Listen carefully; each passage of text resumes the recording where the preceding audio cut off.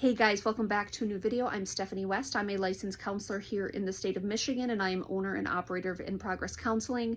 This is going to be a two-part video, so this will be Monday and Wednesday of the same week, and we are going to talk about two things.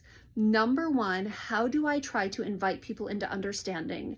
And number two, that will be the second part, so come back on Wednesday. What happens when someone is committed to misunderstanding me? Those are two things we want to be radically aware of. How do we operate? How do we navigate? And what do we do kind of from a strategy standpoint to help us move through those types of experiences? So the first one is I want to be understood. Now, being misunderstood is so painful. Feeling disconnected, feeling like someone is misrepresenting our intentions or not understanding our intentions, that can be really, really painful.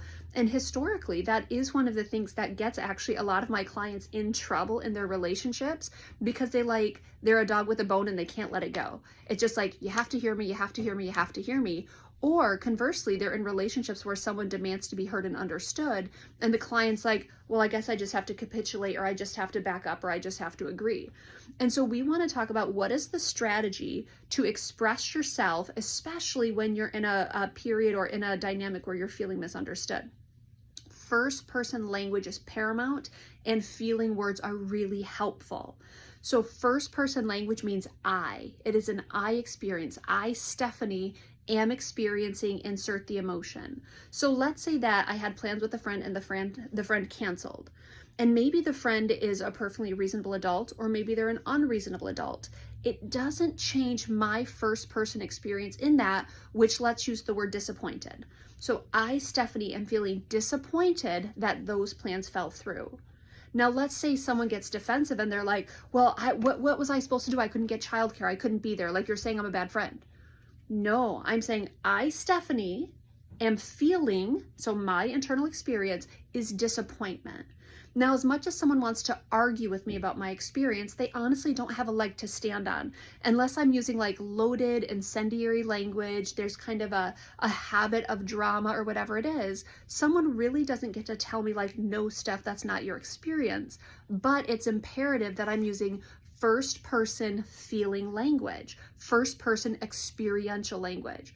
So the minute I say to someone like, you showed up late and you disrespected me and you did this and you did that, I'm using loaded, highly inflammatory language that's going to lead typically to defensiveness or someone shutting down on me or someone discrediting me.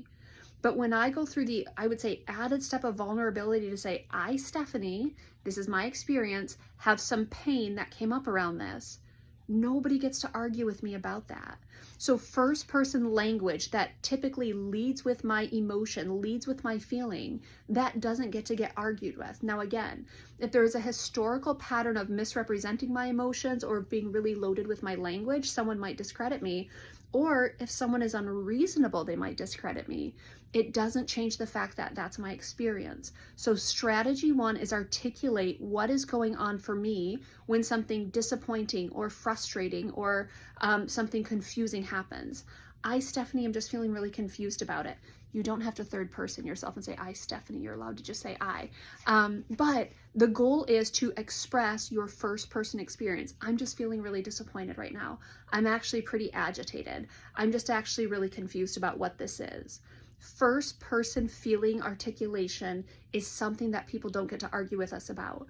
And so I want to encourage you, as it comes down to kind of having discourse and trying to figure out, what happened between us, why was there a breakdown? I, Stephanie, am having this experience is a great place to get started.